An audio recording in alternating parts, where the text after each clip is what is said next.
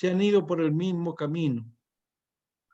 La vida está lejana ahora, aún no se cierran los ojos.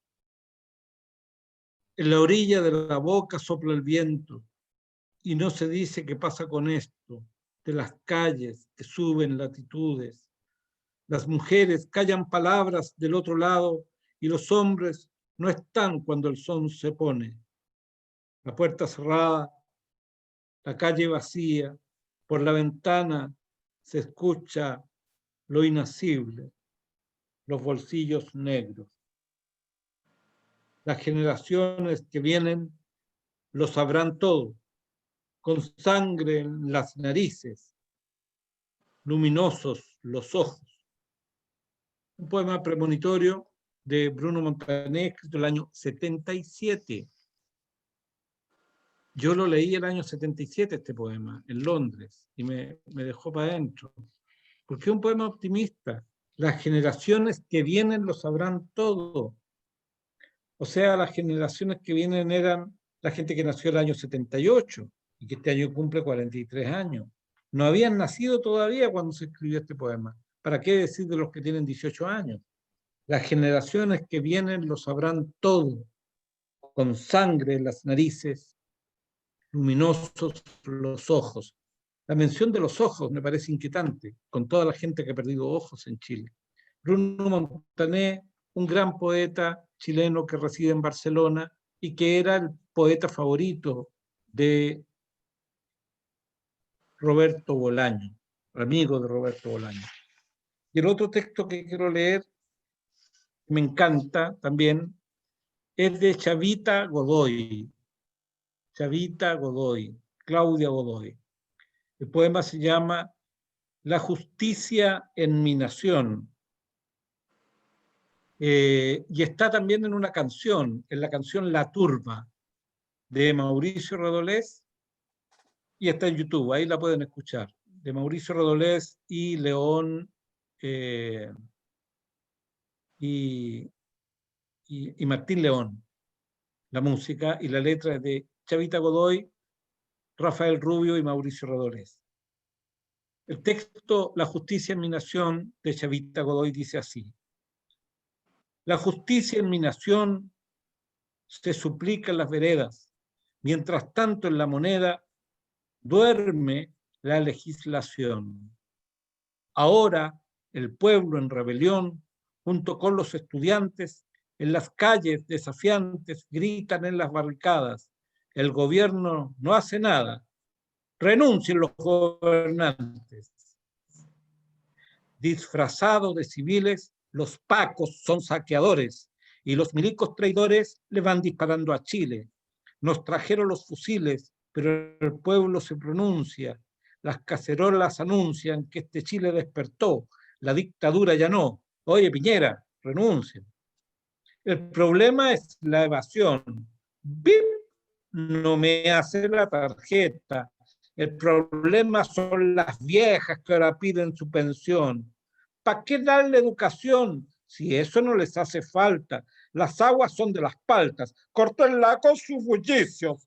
Solo tienen beneficios para nuestra linda clase alta. Pusieron toque de queda para saquear las poblaciones, porque son tiempos mejores, nos dicen en la moneda. Protestas en la Alameda, muertos callan las noticias, quedan verdades ficticias que no muestran la verdad y queda en impunidad contra el pueblo la injusticia. Yo pensé esa mandarina, poema de Chavita Godoy. Querida Marlene Núñez, ¿cómo fue tu día de ayer a hoy día que no nos veíamos? ¿Recogiste más firmas? Sí, he recogido más firmas. Digamos que de anoche a hoy hubo 8 firmas más.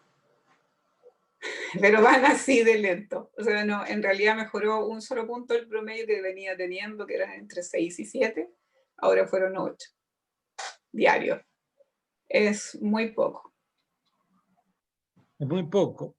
Yo llamo, le escribí a amigos, amigas de Valparaíso, le escribí a Antonio Yarzo, le escribí a Eugenio Carramenñana, le escribí a Tacurí Tricot, le escribí a Tito Tricot, le escribí a Sebastián Redolés, hijo mío, que vive en Valpo. Le escribí a Alejandra González Celis, poeta de Viña del Mar. Le escribí a Eugenio Carramiñana, de Playa Ancha, el viejo Carramiñana, que estuvo preso conmigo en la cárcel, para que vieran este programa. Ojalá me hayan hecho caso. No pude conseguir el teléfono y le pido aquí ahora a Taku, que debe estar escuchando, que llame a, ¿cómo se llama este tipo? Nicolás Oyola, que vive en Viña, y que mañana todos ellos vayan a firmar por ti o firmen por ti desde, con su clave única desde su página, pueden hacerlo, ¿no? Firmar por ti. Sí, o sea, en la página del CERVEL es que hay que entrar. La página del CERVEL. Sí. Bueno, es urgente asegurar que Marlene Núñez Ramírez esté presente en la lista de candidatos y candidatas a la elección de la Asamblea Constituyente y ojalá que ahí obtenga los suficientes votos para que esté presente en la discusión. Bueno, si continuamos con la conversación de ayer. ¿Qué aspectos de la Constitución a ti te preocupan más? Yo tengo acá que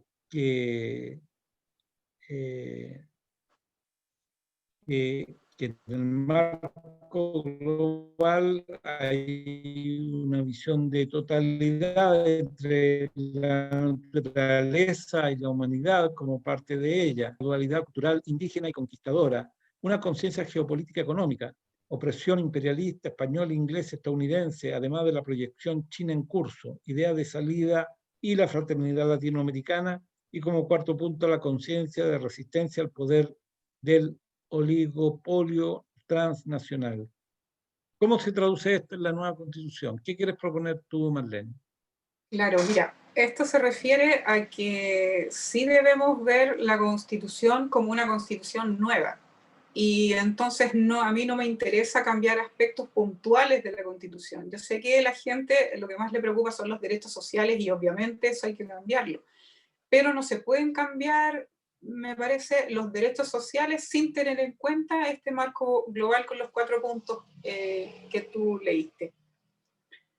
¿Por qué? Porque me parece que para el planteamiento de un nuevo modelo de vida que generemos, no puede ser inconsciente de estos 3 parámetros generales y fundamentales, y no solo acá en Chile, sino que en Latinoamérica y en todos los lugares donde el neoliberalismo esté influyendo, como sabemos, negativamente. Primero, la visión de totalidad entre la naturaleza y la humanidad como parte de ella. Es decir, con el mismo sistema, el modelo neoliberal, nos ha enseñado a través de la tragedia que tenemos el ambiente contaminado, que tenemos los ecosistemas afectados, que tenemos la vida del planeta en peligro, incluida la vida humana, por el desarrollo de la economía no sustentable, es decir, de la economía que nomás llena los bolsillos de los grandes capitales. Eso es un gran problema. Entonces, como ha generado ese tipo de problemas, me parece que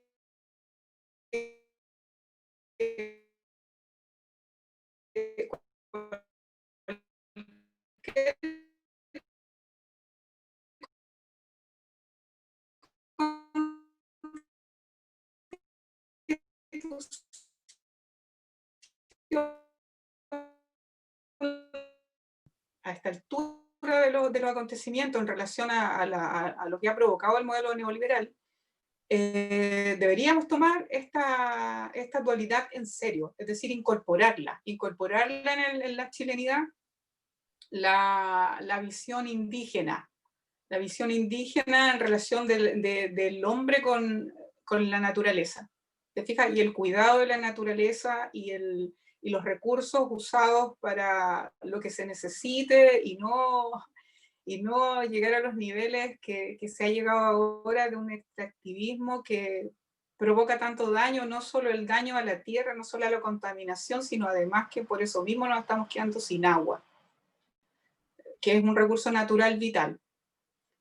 El tercero, la conciencia geopolítica, económica, es decir, la opresión imperialista. Nosotros hemos pasado primero por la opresión imperialista española, por lo menos desde hace 500 años, ¿cierto? Después por la inglesa, y estamos todavía inmersos en la estadounidense, y como en un quiebre, en un paso casi hacia la proyección de una probable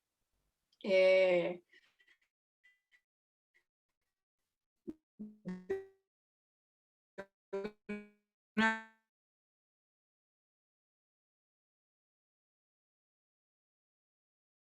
probable o políticamente controlado por la empresa china. Entonces creo que vamos por el mismo camino, es decir, saliendo de una influencia imperialista estadounidense y llegando a otra influencia que es China.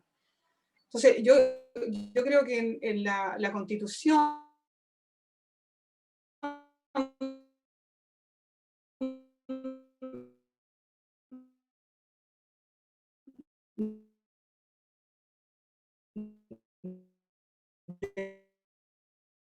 debería considerar eso. Si nosotros coordináramos nuestros bienes naturales y comerciáramos y estuviéramos fraternamente en relación completa, total, cultural, en todo tipo de relación, nosotros podríamos ser autosuficientes y podríamos contrarrestar al menos la influencia de las opresiones imperialistas ajenas a Latinoamérica, sobre todo las opresiones comerciales, que son las que vivimos ahora. El cuarto punto habla de la conciencia de resistencia al poder del oligopolio transnacional. ¿A qué me refiero con eso? Que las empresas transnacionales han ya traspasado el poder de los gobiernos. De hecho, han provocado la corrupción de los gobiernos. ¿Te fijas? Entonces, no podemos hacer una constitución negándonos a esa influencia. Es decir, negando que tenemos esa influencia. Por lo tanto, ahí la ley 21.200 está súper equivocada, sobre todo si no quiere el artículo 35 no quiere tocar los tratados internacionales, por ejemplo. Yo creo que habría que revisarlo sí o sí. Ahora, tal vez en este proceso constitucional no se pueda, justamente porque lo impide la ley 21.200. Pero los convencionales no podemos estar ajenos a estos 4 puntos. Es decir, no podemos encerrarnos dentro del territorio chileno y de la visión chilena si no vemos todas estas cosas que son generales, pero que son fundamentales a la hora de salir de la opresión en la que estamos. Por lo tanto, para mí es fundamental eso, es decir, cualquier cambio que se vaya a hacer en salud, en educación, en cualquier parte de la Constitución, que eso para mí también es...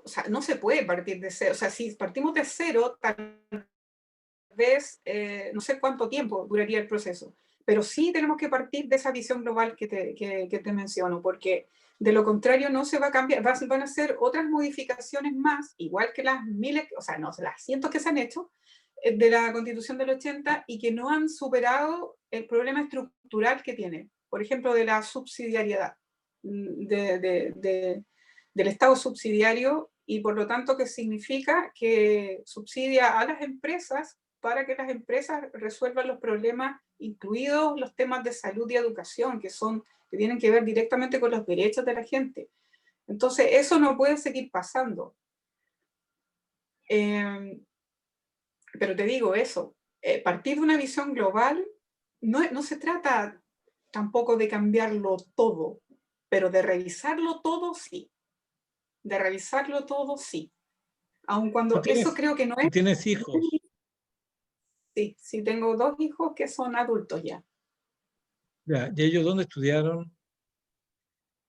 En colegios subvencionados, en colegios públicos, En colegios públicos, en Valparaíso. en Viña, porque cuando ellos estaban chicos estábamos en Viña. Ya. ¿Y lograron entrar a la universidad? ¿Lograste? Ambos, los dos estuvieron en la Ah, universidad. Solo el hijo sacó el título universitario, pero la hija todavía está estudiando administración. ya. ¿Y el Eh, hijo que estudió? música, profe de música. Eso Ya, es Eduardo. claro. Oye, qué bueno, te felicito. Sacar los dos niños adelante como profesionales con toda la situación compleja de este país, la educación. Me imagino que, bueno, gente como tú, gente que pertenece a nuestra clase trabajadora, al pueblo, conoce mejor que nadie la realidad de la gran mayoría de la población, de los trabajadores, en la educación. Y en la salud tú tienes FONASA, me imagino.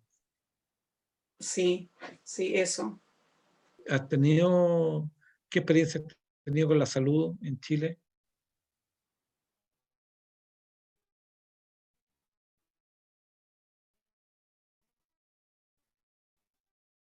Mira, porque entiendo que el sistema tiene que atender a mucha gente. ¿Te fijas? Entonces, Claro, no soy tan crítica de eso. Lo que más me preocupa, sí, ahora, desde estos 3 años en que he estado metida en temas políticos, es que la gente de la salud, como hemos tenido cercanía con gente de la salud, confiesa o dice, denuncia de que no están las garantías mínimas, es decir, ni siquiera llegan los medicamentos que tienen que llegar, no llega todo lo que tiene que llegar, ¿te fijas? Eso es algo que sí, yo también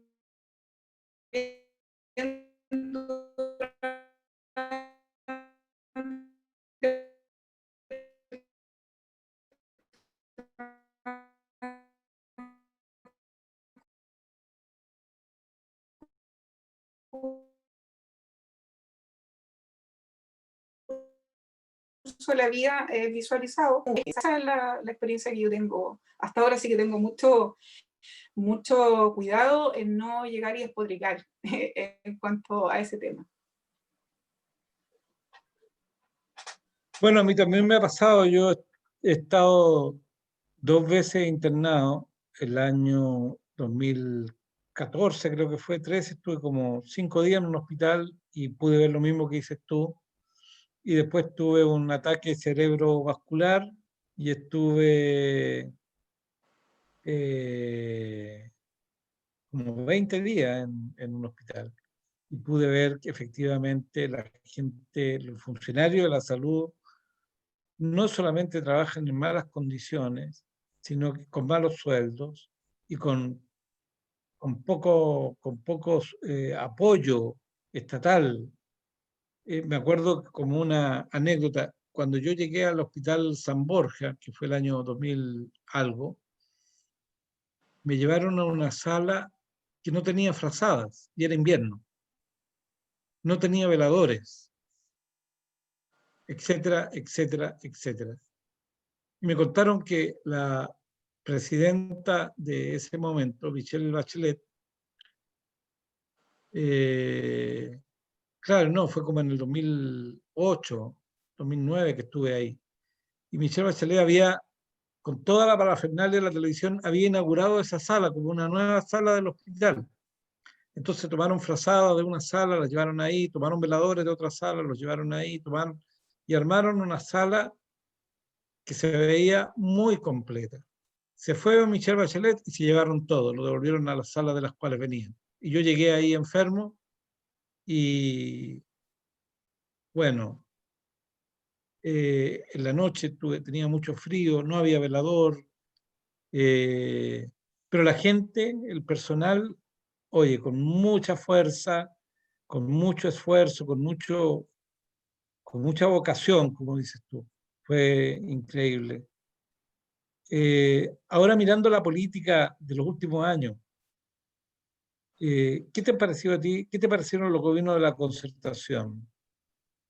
Eh, antes de la nueva mayoría, antes del último gobierno de la Bachelet. ¿Qué te parecieron los gobiernos de Elwin, Frei, Lagos y el primer gobierno de Bachelet? Mira, con honestidad, en esos primeros 3 gobiernos, yo tenía bien poca conciencia política.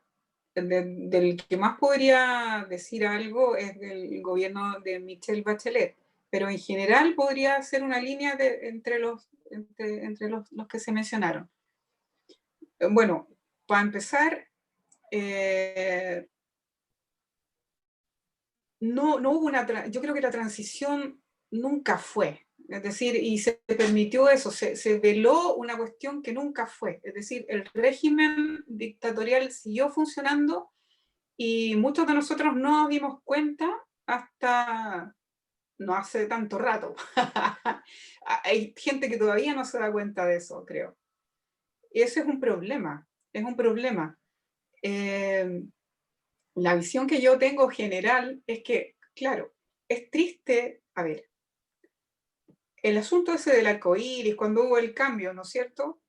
Cuando uno lo contrarresta, porque se entera después la información, la influencia que tuvo Estados Unidos en eso también, es decir, en que ya estorbaba el dictador, estorbaba Augusto Pinochet, y influyeron entonces en el asunto. Me parece que nosotros estamos todavía en eso. Eh, Obviamente que ha ido cambiando, pero muy poco. Es decir, por eso mismo, y eso está metido también en la Constitución, la estructura del país sigue siendo la estructura que dejó el tiempo de la dictadura. Sigue siendo. Y los gobiernos entonces, en general, yo no voy a hablar de cada uno porque no recuerdo la secuencia en el tiempo, o sea, no recuerdo de los acontecimientos, ninguno de ellos fue capaz de contrarrestar eso, todo lo contrario, solo que hicieron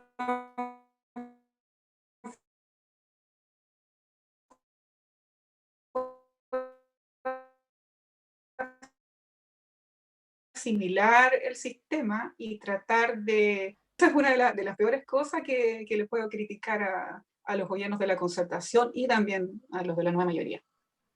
Michelle Bachelet, que fue una esperanza, ¿no es cierto? Porque parecía que, sobre todo en el segundo gobierno, hay que tener en cuenta de que tal vez si no hizo más cambios, yo no la disculpo, pero también entiendo todo esto de que si tenía mayoría en el Congreso y era la presidenta, ahí empezaron, por ejemplo, los problemas con la... no sé si fueron trampas o no, pero lo que pasó con el hijo, lo que pasó, en el fondo te atrapan de una u de otra manera para que las cosas no cambien, ¿te fijas? Y esas cosas llegan también, yo creo ahí, yo veo súper claro que a Michelle Bachelet también tuvo ese tipo de problema. Pero no es una disculpa, te digo, es decir, en general todos estos gobiernos lo que han hecho es asimilar el modelo neoliberal, por lo tanto no hay oposición al modelo, hay oposición a algunas cosas, es decir, hay un discurso de izquierda, pero realmente ahí no hay una izquierda, por lo tanto no hay soluciones más allá del asistencialismo. Y eso es macabro, eso es lo que tiene que cambiar, eso es fundamental. Eso sí que es un cambio fundamental en la Constitución y por lo tanto debe dejar de ser subsidiaria, me parece. Oye, ayer veía una suerte de, ¿cómo se dice? Eh, no sé cuál es el mejor término, un comercial, podría ser un, una especie de propaganda con respecto a la votación por los constituyentes. Reconocía a Claudio Narea y había una actriz también, me parece. Había gente del espectáculo, por decirlo de alguna manera. Y ellos llamaban a no votar por los políticos. Pero yo digo, en mi experiencia, hay políticos y políticos. Hay personas que merecen todo mi respeto, que soy admirador de Carmen Hertz, por ejemplo, diputada de la bancada comunista. Incluso en mi disco más reciente, Quiero seguir continuando, hay una canción dedicada a ella. Dile a Carmen se llama, con música de Eric Merino Gutiérrez, un amigo que vive en Concón, y una letra mía. Porque creo que ella es impecable, siempre ha estado tirando las duras, mencionando la responsabilidad de todo el mundo. Yo recuerdo cuando fue el estallido social, ella hizo una presentación en el Congreso. Me voy a permitir leerla. Dice, la intervención del domingo 20 de octubre del 2019 en la Cámara de Diputados.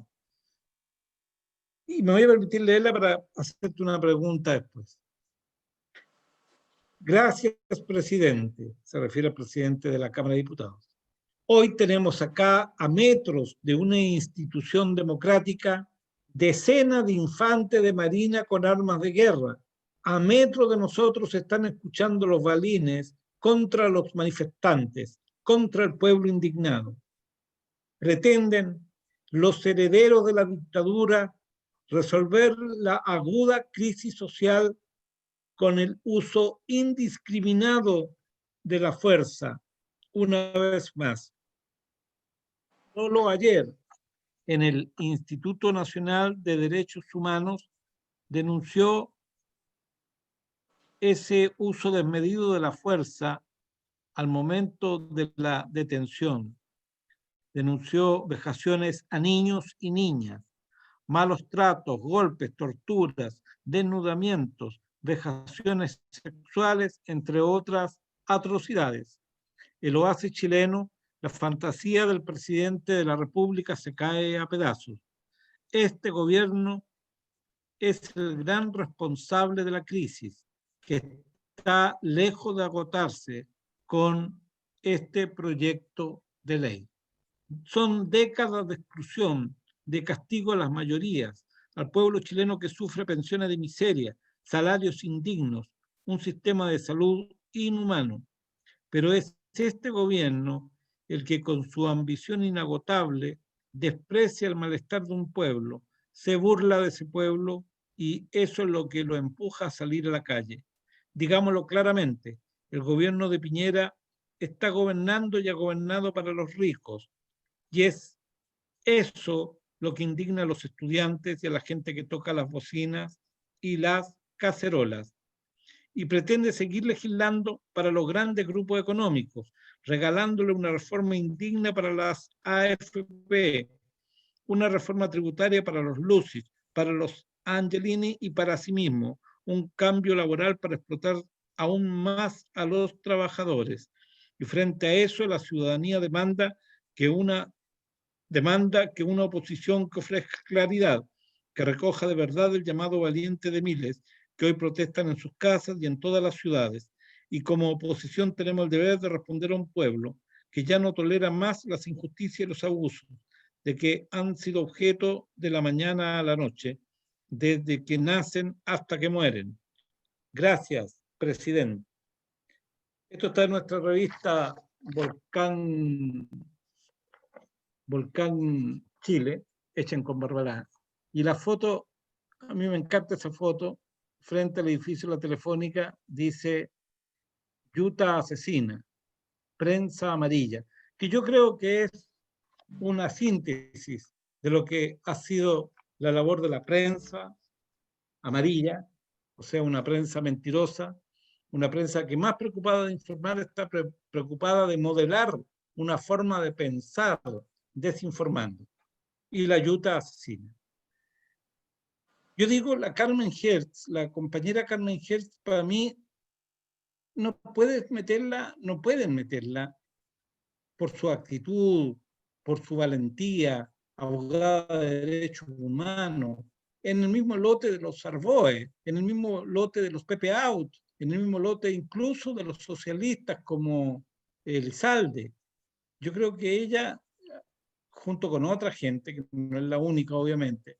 Entonces, a veces, la otra vez, este tipo Matamala de CNN decía que la revuelta había sido contra las élites, contra las élites. ¿Cómo? Era una revuelta de la ciudadanía contra las élites. Ese era el resumen. Entonces, escamotea una verdad. Y eso es lo que te quiero ofrecer la palabra para que me dé una opinión. ¿Y cuál es la verdad? La verdad es que no es una rebelión contra las élites, es una rebelión contra la derecha. No dicen derecha, porque a él le paga la derecha, porque él es un empleado de la derecha, ese Matamala. No se habla de la derecha, no se habla de la izquierda, se habla de la centroizquierda. Hoy día o ayer, ¿cómo se llama este tipo? Julio César Rodríguez, que tiene mucho humor, decía la centro ultraderecha, pero ¿qué diablo es eso? Claro, lo decía como un sarcasmo, la centro ultraderecha, porque al final todos son de centro, hasta el más fascista es de centro. Y como decía Roque Dalton en este poema de esta revista hecha con Barbalá, Volcán Chile, no olviden nunca que los menos fascistas de entre los fascistas también son fascistas. Es decir, aquí hay como un escamoteo de la verdad y cae gente como estos músicos y cantantes y actrices que hacen esta especie de propaganda y dice, no votes por los políticos, pero depende de qué político. Si no es un problema de que este político es malo, este no es político, es bueno, porque puede ser un fascista que no es político, un fascista que no es, digamos, senador ni diputado y que va como independiente. Ah, es bueno entonces. Por favor. La ciudad, el pueblo, la ciudadanía, se le ha despolitizado durante 30 y tantos años. Se nos ha estado lavando el cerebro. Y los más viejos, como yo, tengo 67 años, nací el año 53, este año en junio cumplo 68, sabemos que la cosa no es así, porque siempre hemos estado preocupados de la política, porque siempre hemos participado de ella, de una forma u otra. Entonces, hay un escamoteo de la verdad con respecto a decirnos aquí el problema es entre una clase privilegiada, que son los políticos, y la ciudadanía. Bueno, ¿y dónde queda Angelini? Angelini no es político, no está en el Congreso. ¿Y dónde queda Mate? ¿Y dónde queda Lucich? Y Piñera juega con las dos patas, juega en la política y juega en la empresa. Su hijo, Sebastián Piñera Morel, hace una triangulación y se lleva 300 millones de dólares para la casa, como si nada. O sea, ¿qué te parece todo eso, Marlene? Bueno, me parece que estoy de acuerdo, estoy de acuerdo contigo. Por ejemplo, si lo volcamos de nuevo, lo volvemos al tema que es la constitucional, el proceso constitucional. Por ejemplo, y si es eso, no vote por los políticos, bueno, no vote por los políticos del acuerdo, por ejemplo, diría yo. Pondría un apellido. Porque los que nos llevaron a esta situación de quitarle a la gente el derecho de su... O sea, lo que pregonaba, lo que pedía, lo que exigía, que era una asamblea constituyente, que se viene exigiendo entre paréntesis hace mucho, mucho tiempo, eso es lo que debimos haber tenido.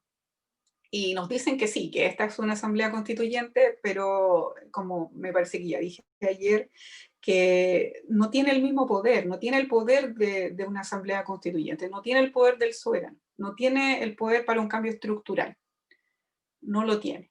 Y porque tiene primero porque se generó a través de un poder constituido, los políticos del acuerdo tienen la representatividad de la gente, pero, por ejemplo, a ver, ¿la gente por quién vota? No vota por los partidos políticos.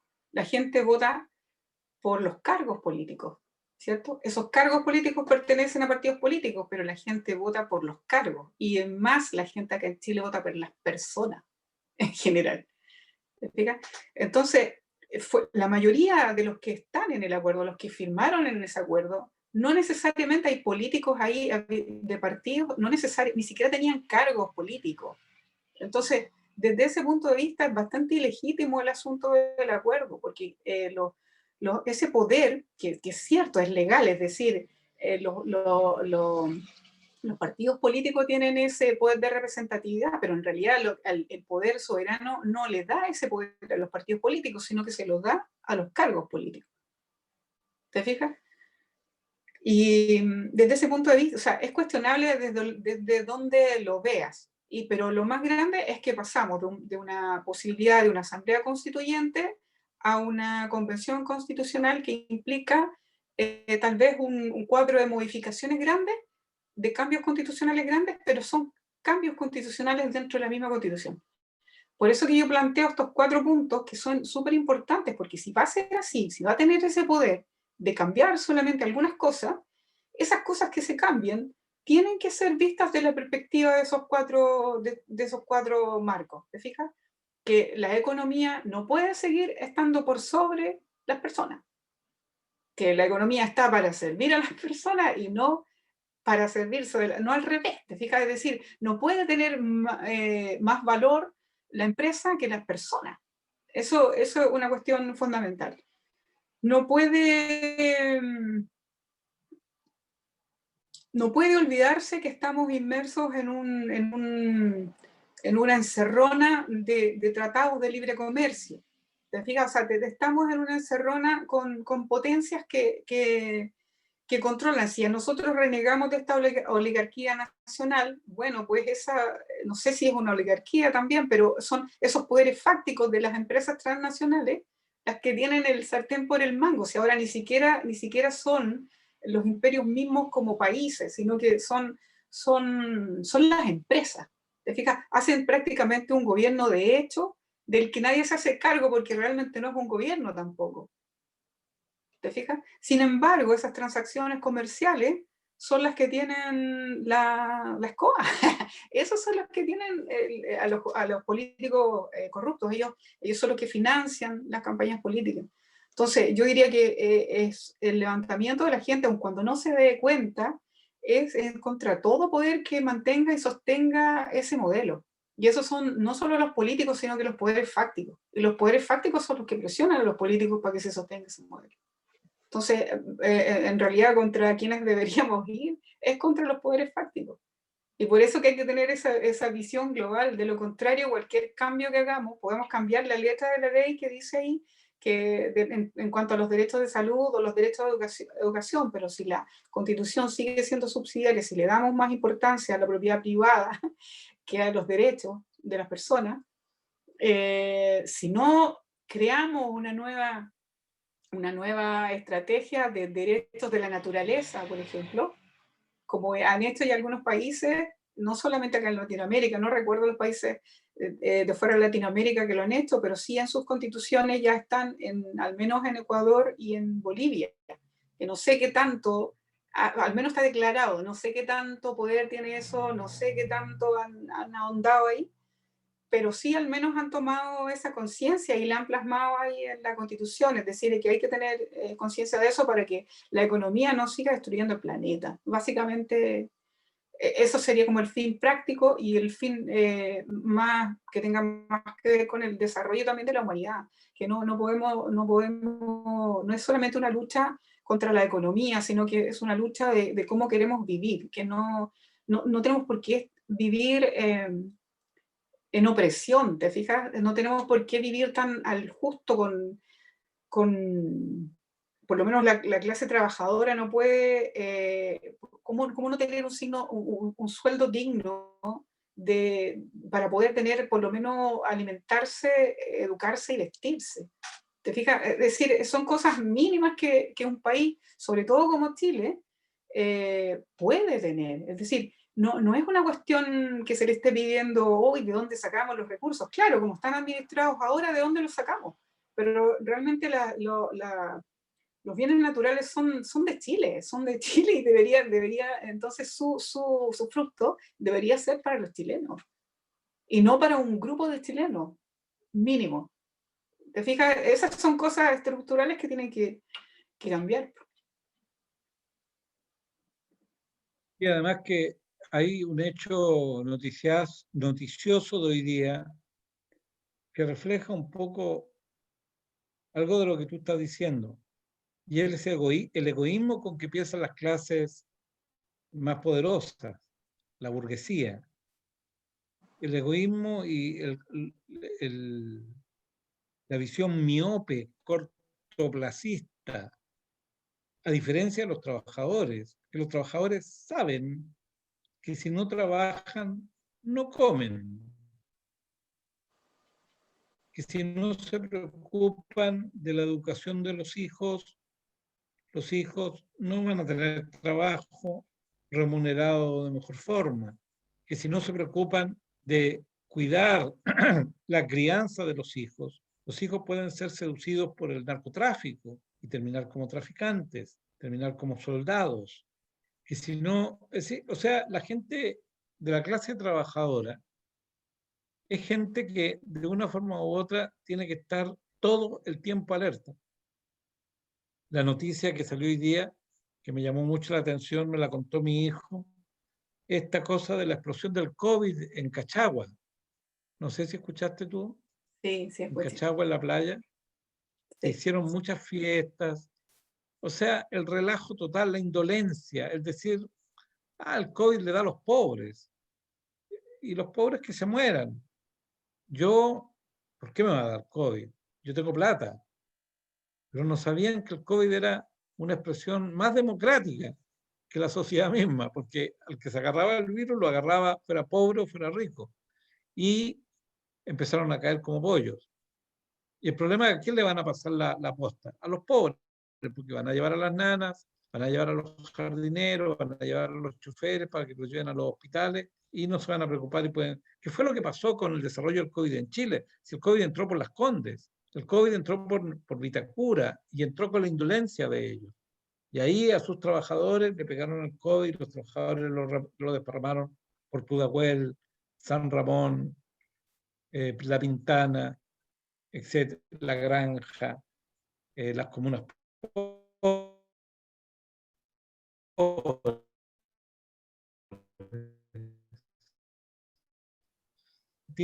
También por esta indolencia. A ellos no les preocupa la naturaleza, no les preocupa el futuro del planeta. A ellos lo que les interesa es maximizar su lucro hoy y ahora, y punto. Después que se venga el mundo abajo, les da lo mismo. Es una El punto visión... está, sorry, el punto ¿Cómo? está, disculpa que te interrumpa, pero hay, Vale. el punto está en que si no toman conciencia del mundo es uno solo, ¿dónde se van a ir? O ya tienen casa en Marte. O sea, ¿me entiende? Es que la conciencia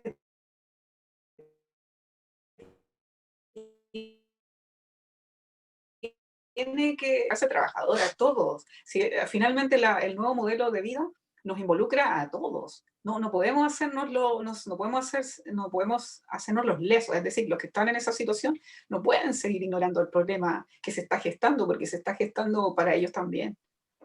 Sobre todo cuando se trata de contaminación, sobre todo cuando se trata de precarización de la vida en el planeta. Entonces, ¿te fijas? Es una locura que no se tome conciencia respecto de eso. Ay, Y es disculpa, una locura. ¿Cómo? no, que me disculpes la interrupción, pero fue para plantear esa idea. No, adelante. Oye, además, esto lo podemos ver a diario y en muchos planos, en el plano nacional, pero también en el plano internacional. La locura, como dices tú, la locura de Trump, la locura de estas bandas fascistas que tiene él, ¿cómo se llaman? Los no sé cuántos boys, los Beautiful Boys o no sé qué diablo, los Pretty Boys, que son fachos blancos eh, de la supremacía blanca, son lo mismo que el Ku Klux Klan. Desprecian a los latinos, a nosotros, desprecian a los negros, desprecian a los migrantes, a los mexicanos, desprecian a los eslavos, a los rusos, a los croatas que llegan. a Estados Unidos y se autopresentan como los dueños del país y no les gustan las elecciones en que pierdan, por poco, pero pierden. Y Trump, en su locura, termina restándole el poder que tenía el Partido Republicano, pierde la presidencia, pierde en la Cámara Baja y pierde el Senado. Los republicanos perdieron en toda la línea, a tal punto que los mismos republicanos decidieron darle la pelea a Trump, los ex ministros de defensa, todos los ex ministros de defensa norteamericanos. O sea, Trump se les transformó en un problema. ¿Por qué? Por la locura, como dices tú, por la locura de la derecha ciega, la locura de la derecha que no ve más allá. La compulsión de Sebastián Piñera Echenique, quien mete a sus hijos en todos los negocios habidos y por haber que puedan salir de ahora en adelante. Le da lo mismo que sea, comillas, mal visto, cierre de comillas, que él salga a hacer negocios personales aprovechándose del dinero de todos nosotros, porque somos todos nosotros los que pagamos el avión, los hoteles, los contactos, y él sale a hacer negocios para su bolsillo, con sus hijos. Esa impudicia es una muestra más, diría yo, de esta locura a la cual tú apuntas. Vale decir, la Constitución tiene que ser también tiene que ser un momento de racionalidad, de que todo no puede ser tan despelotado, todo no puede ser tan al lote, todo no puede ser tan a la que te criaste, porque el pato lo estamos pagando todos y no sabemos lo que viene.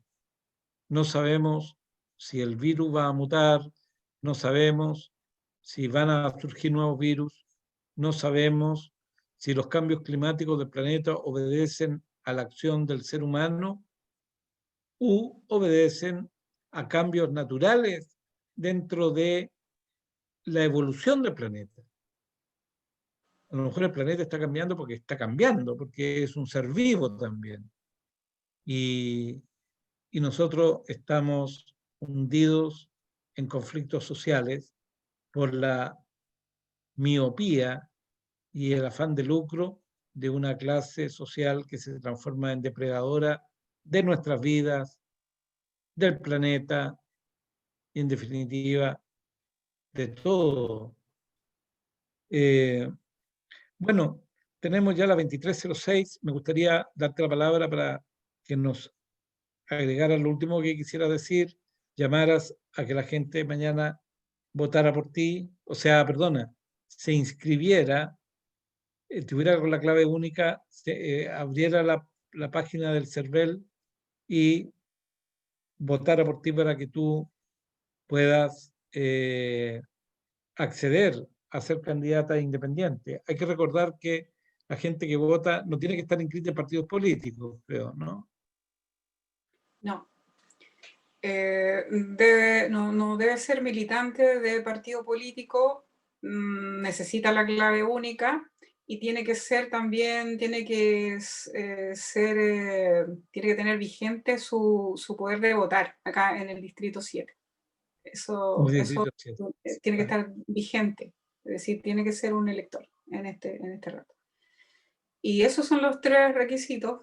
Y el resto es entrar a la página web del CERVEL, buscar el menú, o si no, en patrocinantes.cervel.cl con ese enlace, o sea, el HTTPS, todo el cuento de los enlaces web, más patrocinantes.cervel.cl. Y ahí aparece el menú, hay que entrar con la clave única y seguir el procedimiento. Escogerme en la lista el nombre, Marlene Cecilia Núñez Ramírez. Pero yo los voy a invitar a votar no solamente por mí, sino que por la gente que ustedes conozcan y que están en la misma situación que estoy yo, porque me parece que los independientes con un sentido, no cualquier independiente, no solamente con el sentido ciudadano, sino que con el sentido de la responsabilidad política que demanda y que exige el movimiento social de octubre, que coincidió, como ya me parece que dije ayer, con los movimientos que venían antiguos, que los movimientos sociales, los de los estudiantes, los por el agua, por el medio ambiente, etcétera. Todo eso coincidió porque finalmente el gestor de todos los problemas es el modelo económico en el que estamos inmersos, no solo nosotros acá en Chile, sino que el mundo, la gran parte del mundo.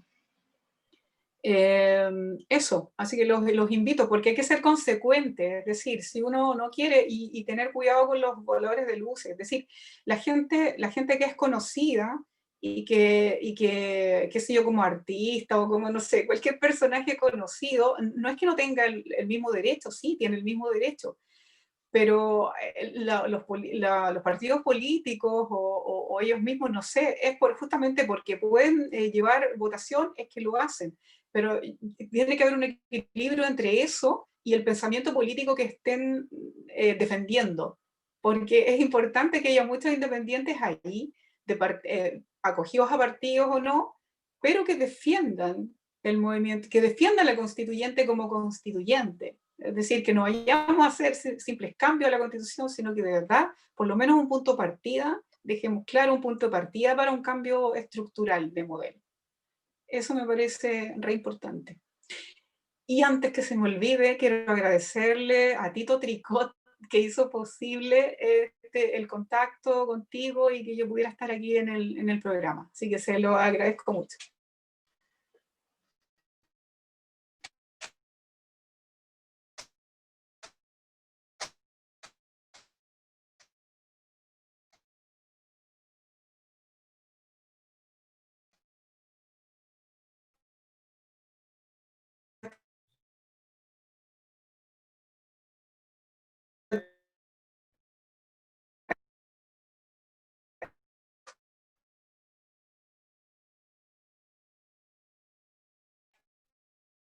Hay que intentar. Yo quiero invitar a la gente y a ti también el próximo miércoles, que voy a tener a Manuela Rollo, una abogada de derechos humanos del pueblo mapuche, que ha estado, publicó ahora un artículo en la revista Le Monde Diplomatique, recomiendo leerla. Ella va a ser nuestra próxima invitada, también candidata constituyente por el sector de Temuco, una tierra tan convulsionada hoy día, hoy mismo, 7 de enero, con 2 muertes, 2 asesinatos. Y también por la justicia a favor de nuestro querido compañero Trillán. Así que nos despedimos.